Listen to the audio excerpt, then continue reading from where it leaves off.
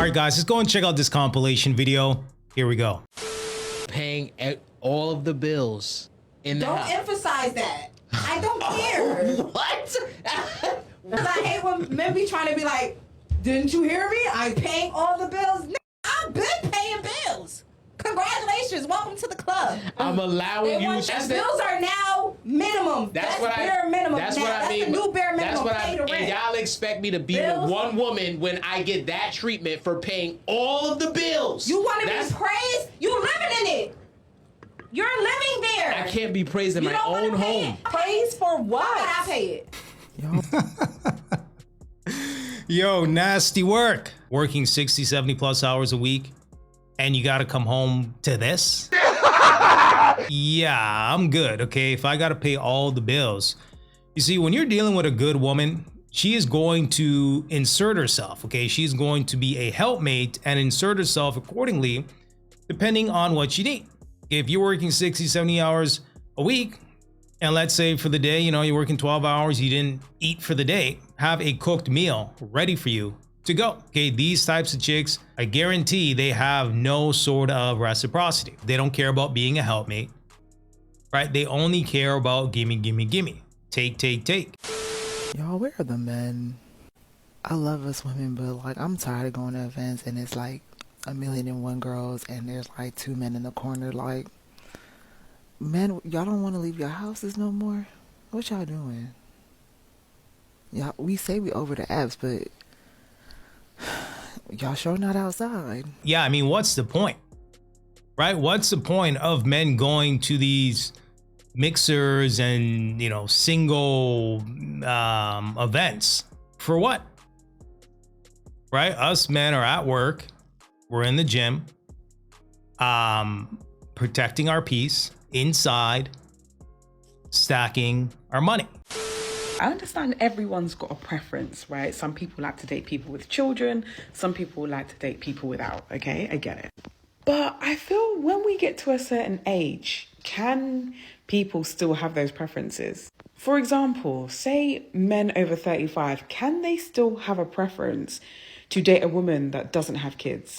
Because not all, but most 35 plus women might have children, 1 or 2 or 3 children. Like, we've lived life. We might have a marriage behind us, couple relationships, couple baby daddies. Like, it happens. So is it really fair for a guy in his late 30s to expect to find a woman without children? Or should he kind of take what he's given? What do you think? The framing on that is crazy. Absolutely crazy. Take what you're given. Huh? Why would you? Okay, especially as a man that's built himself up. High value, high productive, high capable man. Okay, one of the whole reasons why you want to build yourself up is so that you don't have to put up with the nonsense. Okay, you can literally pick and choose what you want to deal with. Right? And if you've built yourself up to the point where you now have options, why would you settle for a 35-year-old chick that has 2 kids by 2 different baby dads? Just doesn't make any sense, right? As a man, as you get older, assuming that you've put the work in, your value increases over time, right? You now have options when it comes to the single dating market.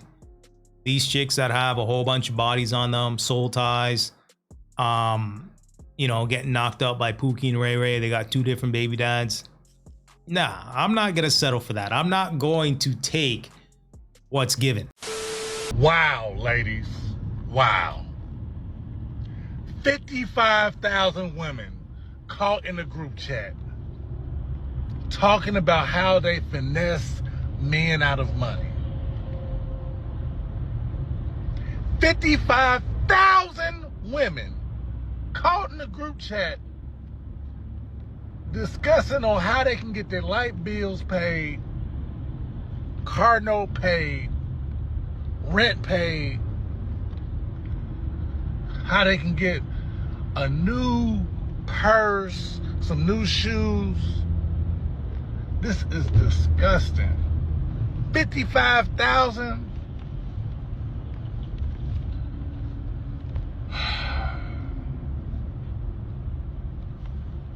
Y'all need to do better. Y'all need to do better. Guys, share this post. 55,000 women trying to finesse us. I mean, listen, man, 55,000 is the tip of the iceberg. Okay, we're talking about 55,000. Okay, you got to look at the larger scale here. Okay, these westernized modern women, more or less, they all think the same, right? So you're talking about 55,000. I'm talking about millions. Let me tell you something. It is nothing worse than a woman coming on the internet and the only thing she can show you and the only thing she can offer is her body. That is by far the worst thing ever. Like, every time I see y'all women come up here and y'all be doing get ready with me's and y'all be trying on clothes and all these things, and then you appear in your underwear and your bra, I immediately know that you are seeking a strong sense of validation from the world that you possibly are not getting or haven't got from your parents or anybody else that's important to you, and I'm gonna need for you to get therapy immediately, period. It's cringe level 1000, because as a woman, you should not need to feel like you need to lead with your body.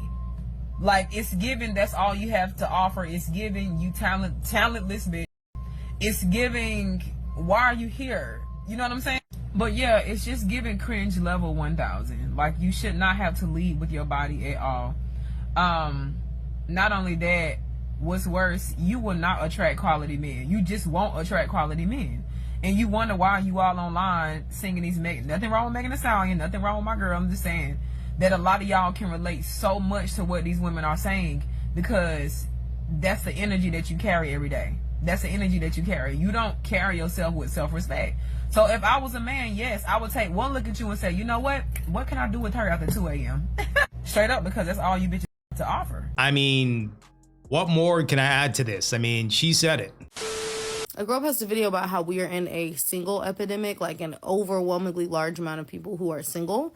Yet everyone seems to be looking for love. And I'd like to add my 2 cents as to why I think that is. I think it's 3 main things. I think, one,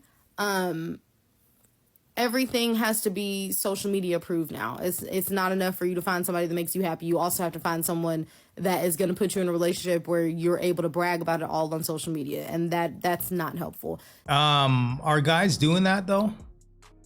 Are guys posting their relationships to brag about it? And if social media doesn't approve of it, then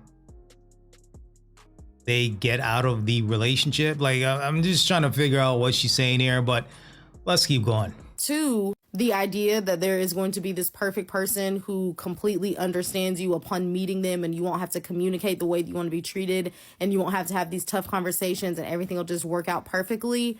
That's not helpful. And then 3, which I think is like probably the most deadly, and something that I myself am very guilty of, is that we have gotten so far into like encouraging everyone to be independent and be happy on their own, which is important. I say it all the time. It is very important. But I think that we're kind of in a point where we've overcorrected. Like, you keep seeing this rhetoric of like, oh, you don't owe people this, you don't owe people that, like, you don't have to put up with that.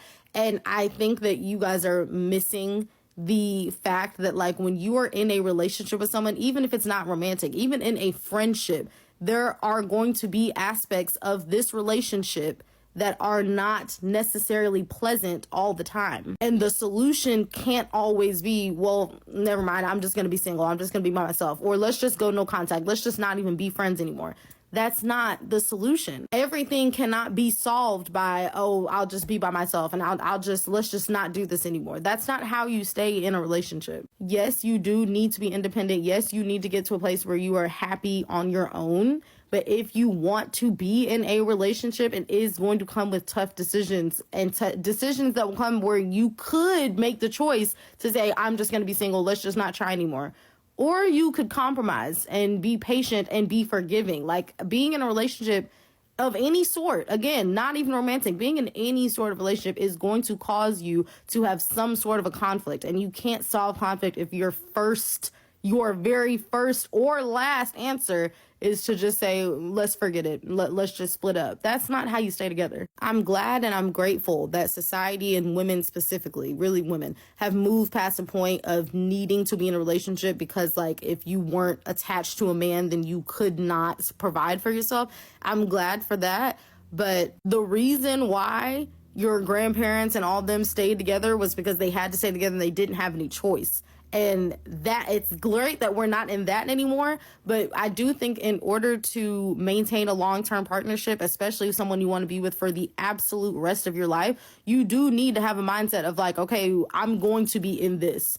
Like, leaving actually is not an option. Like, I'm going to stay and I'm going to make this relationship the best that I can make it, because that's what I committed to. That's what I decided to do. And leaving and being by myself is not an option. But when everybody is so quick to say, let's just give up, throw my hands up and walk away, you can't stay together that way. That doesn't make any sense. And again, this is something that I'm guilty of. I've talked about this multiple times. Like, I'm the very first person to throw my hands up and say, just don't call me no more. Leave me alone. But again, that's not how you stay in a relationship. And I think that a lot of us are at that place, both men and women, where we have decided it's easier to just be by myself. And yes, it is easier in a lot of ways for you to be by yourself, but that doesn't mean that that is the answer, especially since there's only so much growing and self-development and healing that you can do when you're by yourself. Once you get to a certain point, you need someone there to reflect you back to you. You need someone to show you your shortcomings. You need somebody to show you the things in you that still need to be healed. So being single and being alone and just giving up on having relationships as soon as they get tough